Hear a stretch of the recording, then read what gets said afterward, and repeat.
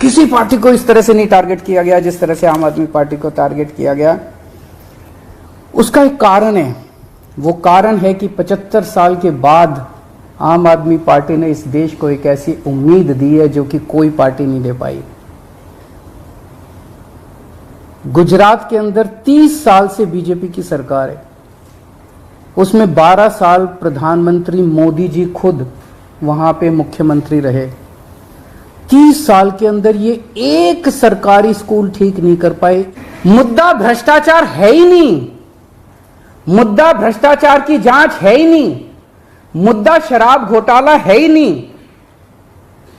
ऐसा शख्स देश का प्रधानमंत्री जो सर से लेके पैर तक भ्रष्टाचार के अंदर डूबा हुआ है, उसके लिए भ्रष्टाचार मुद्दा कैसे हो सकता है? कि कल देखते हैं तेरी बेटी, उसकी 2 जवान बेटियां हैं, कल देखते हैं तेरी बेटी कॉलेज कैसे पहुंचती है। कि कल देखते हैं तेरी बेटी, उसकी 2 जवान बेटियां हैं, कल देखते हैं तेरी बेटी कॉलेज कैसे पहुंचती है। टॉर्चर कर करके, धमकियां दे दे के, मेंटली टॉर्चर करके, फिजिकली टॉर्चर करके, 3rd डिग्री करके, उनसे केजरीवाल का नाम ले लो, मनीष सिसोदिया का नाम ले लो, इनको फंसाओ, उनको किया जा रहा है। कोई इस्तेमाल कर रहा है, वो मनीष जी के फोन नहीं है, वो कोई ना कोई इस्तेमाल कर रहा है। वो फोन जिंदा हैं और ये फैक्ट कि ये फोन जिंदा हैं ये ईडी को भी पता है और ये सीबीआई को भी पता है।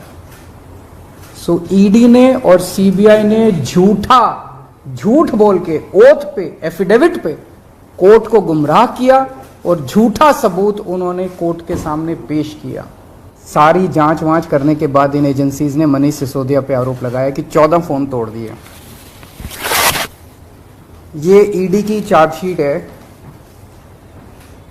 ईडी का डॉक्यूमेंट है ये, जिसमें इन्होंने ये 14 फोन का IMEI नंबर लिखा हुआ है कि ये वो 14 फोन है जो मनीष सिसोदिया के थे और जो मनीष सिसोदिया ने इन फोनों को डिस्ट्रक्ट कर दिया। ये ईडी के डॉक्यूमेंट में है। ये जनता पार्टी चिल्ला चिल्ला के कह रही है कि दिल्ली में कोई शराब घोटाला हो गया और देश की जो भी सबसे बड़ी से बड़ी जांच एजेंसियां हैं वो अपना सारा काम धंधा छोड़ के शराब घोटाले की जांच में लगी हुई हैं।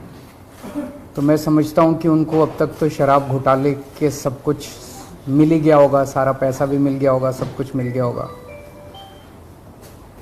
तो पहले 2-3 मिनट में इसी पे चर्चा करना चाहूँगा कि शराब घोटाले में जांच एजेंसियां कैसी जांच कर रही है, क्या मिला अभी तक। इसमें मनीष सिसोदिया जी जो कि फाइनेंस मिनिस्टर थे, डिप्टी चीफ मिनिस्टर थे, उनके ऊपर सबसे बड़ा आरोप ईडी ने और सीबीआई ने लगाया है कि मनीष सिसोदिया जी ने अपने 14 फोन तोड़ दिए। तो इन्होंने सबूत खत्म करने की कोशिश की। ये सारी जांच वांच करने के बाद इन एजेंसीज ने मनीष सिसोदिया पे आरोप लगाया कि 14 फोन तोड़ दिए। ये ईडी की चार्जशीट है, ईडी का डॉक्यूमेंट है ये, जिसमें इन्होंने ये 14 फोन का IMEI नंबर लिखा हुआ है कि ये वो 14 फोन है जो मनीष सिसोदिया के थे और जो मनीष सिसोदिया ने इन फोनों को डिस्ट्रक्ट कर दिया। ये ईडी के डॉक्यूमेंट में है। इसी के बाद ईडी की सीजर मेमो है। ईडी कुछ भी सीज करता है तो उसको मेमो, इन 14 में से ईडी खुद ही कह रही है सीजर मेमो कि 4 फोन हमारे पास हैं। ये इनका सीजर मेमो है, इंपाउंडिंग ऑर्डर 18 मार्च 2023 का और इंपाउंडिंग ऑर्डर 5 जनवरी 2023 का। 4 फोन उसमें से इनके पास हैं और एक सीबीआई का ये डॉक्यूमेंट है, एक फोन सीबीआई के पास है। तो 14 में से 5 फोन तो इनके अपने पास ही हैं जो कह रहे हैं कि मनीष सिसोदिया ने तोड़ दिए। उन 14 में से 5 फोन ईडी और सीबीआई के कब्जे में हैं, बाकी 9 फोन। तो जब इन्होंने ये आरोप लगाया, हम तो छोटे लोग हैं, हमारे पास इतने साधन नहीं थे, लेकिन फिर भी अपने सीमित साधनों से पिछले महीने 1.5 महीने में हमने भी थोड़ी जांच करी तो पता चला बाकी मोस्टली फोन, एक आध को छोड़ के वो भी पता चल जाएगा कहाँ, मोस्टली फोन जिंदा हैं, कोई ना कोई इस्तेमाल कर रहा है, और उन फोन को कोई वॉलंटियर के पास है, कोई कहीं है, कोई कहीं है, कोई ना कोई इस्तेमाल कर रहा है। वो मनीष जी के फोन नहीं है, वो कोई ना कोई इस्तेमाल कर रहा है। वो फोन जिंदा हैं, और ये फैक्ट कि ये फोन जिंदा हैं, ये ईडी को भी पता है और ये सीबीआई को भी पता है। सो ईडी ने और सीबीआई ने झूठ बोल के ओथ पे, एफिडेविट पे कोर्ट को गुमराह किया, और झूठा सबूत उन्होंने कोर्ट के सामने पेश किया, क्योंकि सच तो कुछ मिला नहीं, कुछ था ही नहीं, शराब घोटाला कुछ है ही नहीं, तो निकाले क्या। तो उन्होंने झूठ बोल के मनीष सिसोदिया को फंसाने की कोशिश की, कोर्ट को झूठ बोला। अब ये रोज किसी ना किसी को पकड़ लेते हैं, किसी ना इसको गिरफ्तार कर लिया, उसको गिरफ्तार कर लिया, ये कर लिया। एक कोई चंदन रे, और उनको टॉर्चर कर करके, धमकियां दे दे के, मेंटली टॉर्चर करके, फिजिकली टॉर्चर करके, 3rd डिग्री करके, उनसे केजरीवाल का नाम ले लो, मनीष सिसोदिया का नाम ले लो, इनको फंसाओ, उनको किया जा रहा है। कोई चंदन रेड्डी है, हम तो जानते भी नहीं है कौन है। चंदन रेड्डी को इतना मारा, ये उसकी मेडिकल रिपोर्ट है चंदन रेड्डी की। मेडिकल रिपोर्ट में लिखा है, patient has alleged trauma to both ears and face by ED officers on 16 September 2022 and 17 September 2022। Patient ने दोनों कानों पे और फेस पे ईडी ऑफिसर्स के द्वारा पिटाई हुई 16 सितंबर और 17 सितंबर को, ऐसा कहा। पेशेंट कंप्लेनिंग ऑफ, ये है कि सुनाई नहीं दे रहा, और jaw pain on opening mouth. और इन्वेस्टिगेशन पे पता चला, right ear mild to moderate mixed hearing loss, left ear severe to profound mixed hearing loss. उसके कान के पर्दे फट गए, उसको सुनाई नहीं दे रहा। ऐसा चंदन रेड्डी से ईडी क्या उगलवाने की कोशिश कर रही थी, उसको क्या कहने का दबाव डाला जा रहा था कि उसकी इतनी पिटाई करी कि उसके कान के पर्दे फट गए। उसको किस कागज पे दस्तखत करने के लिए कहा जा रहा था, और उसने झूठ बोलने से मना कर दिया तो उसकी पिटाई की उन्होंने। इसके बाद अरुण पिल्लई हैं कोई, उनको धमकियां दी गई, टॉर्चर किया गया, उन्होंने अपना बयान वापस ले लिया अगले दिन। उस दिन तो उनसे कुछ लिखवा लिया, कहीं साइन करा लिया, लेकिन उसके 2-4 दिन बाद उन्होंने कोर्ट में बयान दिया कि मुझे टॉर्चर करके बयान लिया गया। समीर महेंद्रू से टॉर्चर करके बयान लिया गया, उन्होंने अपना बयान वापस ले लिया। मनस्विनी से टॉर्चर करके बयान लिया गया, उन्होंने अपना बयान वापस ले लिया। भूषण बेलगवी से टॉर्चर करके, ये 5 नाम तो मेरे पास ही है, पता नहीं ऐसे कितने लोग हैं जिन लोगों को टॉर्चर कर करके बयान लिए गए। ये हो क्या रहा है? एक के बाद एक, एक के बाद एक, एक के बाद एक, जितने लोगों को ये बुला रहे हैं सबको मारते हैं, पीटते हैं, टॉर्चर करते हैं। एक ऐसा व्यक्ति है जिसे एक कमरे में उस व्यक्ति को बिठा रखा था, दूसरे कमरे में उसकी वाइफ को और उसके पिताजी को बिठा लिया, और उसको बोलते हैं कि या तो इस कागज पे साइन कर दे, नहीं तो तेरी पत्नी को और तेरे पिताजी को भी जेल भेज रहे हैं। ये चल क्या रहा है? मैं प्रधानमंत्री जी से पूछना चाहता हूं, ये चल क्या रहा है? जहां कोई घोटाला नहीं हुआ वहां पे कोशिश की जा रही है जबरदस्ती करके, लोगों से जबरदस्ती करके, मार के, पीट के, धमकियां दे के बयान लिखवाने की। एक व्यक्ति है, उससे कहा गया कि कल देखते हैं तेरी बेटी, उसकी 2 जवान बेटियां हैं, कल देखते हैं तेरी बेटी कॉलेज कैसे पहुंचती है। ये जांच चल रही है इन लोगों के। एक व्यक्ति है, उसके वकील ने कोर्ट में खड़े होकर कहा कि हमारे मुवक्किल के, मेरे मुवक्किल के ऊपर दबाव डाला जा रहा है कि दिल्ली के पॉलिटिशियंस का, कोर्ट के अंदर खड़े होकर उसने बोला कि मेरे मुवक्किल के ऊपर दबाव डाला जा रहा है कि आप दिल्ली के पॉलिटिशियंस का नाम लीजिए। ये इनकी जांच चल रही है। इस सारी जांच करने के बाद, 1 साल जांच करने के बाद, ये आरोप लगाते हैं कि 100 करोड़ रुपए की रिश्वत ली गई और दी गई। वो 100 करोड़ रुपया कहां है? एक नया पैसा कहां है वो 100 करोड़ रुपया? सब इतनी 400 से ज्यादा रेड हो चुकी हैं। मनीष सिसोदिया जी के घर पे रेड हो गई, इतने सारे दूसरे लोग, वो पैसा मिल है कहां? एक नया पैसा नहीं मिला 100 करोड़ रुपए का, ना कोई ज्वेलरी मिली, ना कोई मनीष जी के घर पे गद्दे भी फाड़ दिए इन्होंने, उनके गांव भी हुआ है, उनके बैंक लॉकर भी छान मारे, कुछ नहीं मिला 100 करोड़ में से।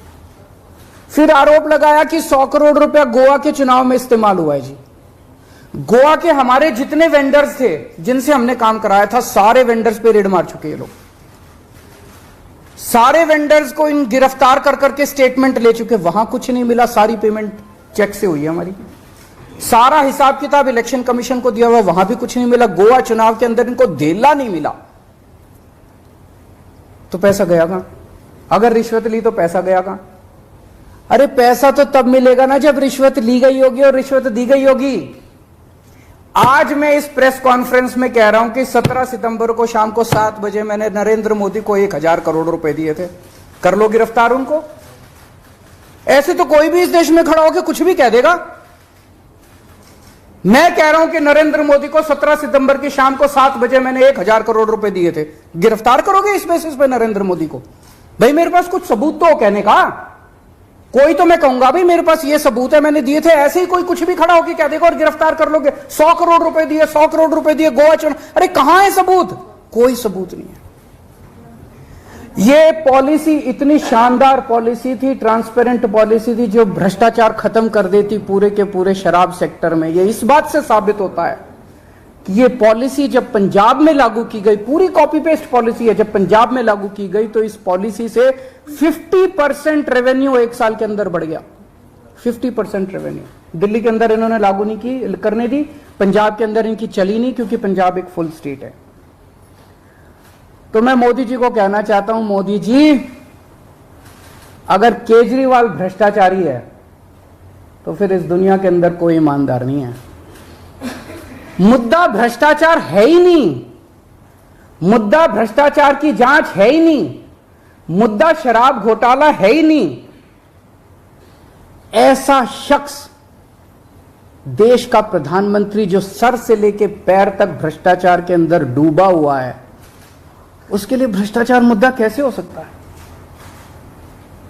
पिछले मार्च के आखिरी हफ्ते के अंदर मैंने इतने सारे असेंबली के अंदर इतने सारे गिनाए थे भ्रष्टाचार जो इन्होंने किए हैं, इतने भ्रष्टाचार गिनाए थे। इन्होंने तो मेरे को तभी कह दिया था उस दिन, जिस दिन असेंबली में मैंने स्पीच दी थी, शाम को संजय सिंह का मैसेज आया कि अरविंद जी अब अगला नंबर आपका है। कल सत्यपाल मलिक जी ने एक इंटरव्यू दिया, मैं वो सुन रहा था। सत्यपाल मलिक जी ने कहा मोदी जी को भ्रष्टाचार से कोई परहेज नहीं है।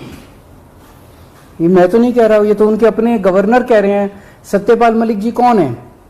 सत्यपाल मलिक जी मोदी जी के बहुत खास लोगों में गिने जाते थे। उन्हें पहले उन्होंने जम्मू कश्मीर का गवर्नर बनाया, फिर उन्हें गोवा का गवर्नर बनाया, फिर उन्हें मेघालय का गवर्नर बनाया। उन्होंने कहा कि मेरे जो इंटरेक्शन हुए मोदी जी के साथ, उसमें पता चला है कि मोदी जी को भ्रष्टाचार से किसी तरह का परहेज नहीं है। उसी इंटरव्यू में उन्होंने कहा कि इन लोगों के कुछ मुख्यमंत्री हैं जो भ्रष्टाचार करते हैं, खूब पैसे इकट्ठे करते हैं, लेकिन वो सारा पैसा मुख्यमंत्री अपने पास नहीं रखते, वो पैसा ऊपर भेजते हैं और वहां से वो पैसा उनकी दोस्त की कंपनियों के अंदर इन्वेस्ट होता है। मैंने भी तो इसी तरह का कुछ कहा था अपने उसमें। तो चलो मेरी बात तो नहीं मानी, अब तो गवर्नर इनके अपने गवर्नर कह रहे हैं। तो ऐसा व्यक्ति जो इतना भ्रष्टाचार कर रहा है, उसके लिए भ्रष्टाचार मुद्दा हो ही नहीं सकता। उनके लिए भ्रष्टाचार मुद्दा थोड़ी है। तो फिर ये आम आदमी पार्टी के पीछे क्यों पड़े हैं?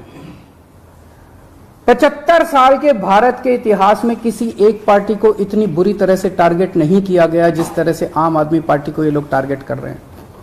नंबर 2 को गिरफ्तार कर लिया, नंबर 3 को गिरफ्तार कर लिया, और उनको गिरफ्तार करने का तो मकसद इनका यही था कि मेरी गर्दन तक पहुंचना। तो अब ये मेरे पीछे पड़े हैं, मुझ तक पहुंचने की कोशिश कर रहे हैं। किसी पार्टी को इस तरह से नहीं टारगेट किया गया जिस तरह से आम आदमी पार्टी को टारगेट किया गया। उसका एक कारण है, वो कारण है कि 75 साल के बाद आम आदमी पार्टी ने इस देश को एक ऐसी उम्मीद दी है जो कि कोई पार्टी नहीं दे पाई। गुजरात के अंदर 30 साल से बीजेपी की सरकार है, उसमें 12 साल प्रधानमंत्री मोदी जी खुद वहां पे मुख्यमंत्री रहे। 30 साल के अंदर ये एक सरकारी स्कूल ठीक नहीं कर पाए, एक भी सरकारी स्कूल ठीक नहीं कर पाए। जब मोदी जी को फोटो खिंचवाने के लिए सरकारी स्कूल में जाना था तो एक टेम्पोरेरी क्लास, एक टेंट के अंदर टेम्पोरेरी क्लास बनानी पड़ी इनको फोटो खिंचवाने के लिए। फोटो खिंचवाने लायक सरकारी स्कूल भी नहीं बना पाए। और 5 साल के अंदर दिल्ली के हमने सारे सरकारी स्कूलों का कायाकल्प कर दिया। 5 साल के अंदर हमने सारे सरकारी स्कूल ठीक कर दिए। इस देश के लोगों को आम आदमी पार्टी ने एक उम्मीद दी है कि केवल आम आदमी पार्टी उनकी गरीबी दूर कर सकती है, उनको शिक्षित कर सकती है, उनके बच्चों को रोजगार दे सकती है। आम आदमी पार्टी ने इस देश के लोगों को उम्मीद दी है। प्रधानमंत्री जी उस उम्मीद को कुचलना चाहते हैं। प्रधानमंत्री जी नहीं चाहते कि वो उम्मीद आगे बढ़े, क्योंकि अभी तक इन सारी पार्टियों को की मिलके जो लूट चल रही थी, अगर इनको स्कूल बनवाने पड़ गए, इनको अस्पताल बनवाने पड़ गए तो उनको लूटने के लिए पैसे नहीं बचेगा। तो कल इन्होंने मेरे को बुलाया है, मैं जाऊंगा कल सीबीआई में। और मैं फिर से अंत में यही कहना चाहता हूं कि प्रधानमंत्री जी, अगर केजरीवाल चोर है, केजरीवाल भ्रष्टाचारी है, तो इस दुनिया में कोई ईमानदार नहीं है। केजरीवाल को गिरफ्तार करेंगे तो अगर बीजेपी ने सीबीआई को ऑर्डर दे दिए हैं कि गिरफ्तार करना है, तो फिर सीबीआई उसको नकार कैसे सकती है? बीजेपी के ऑर्डर तो मानेंगे वो लोग।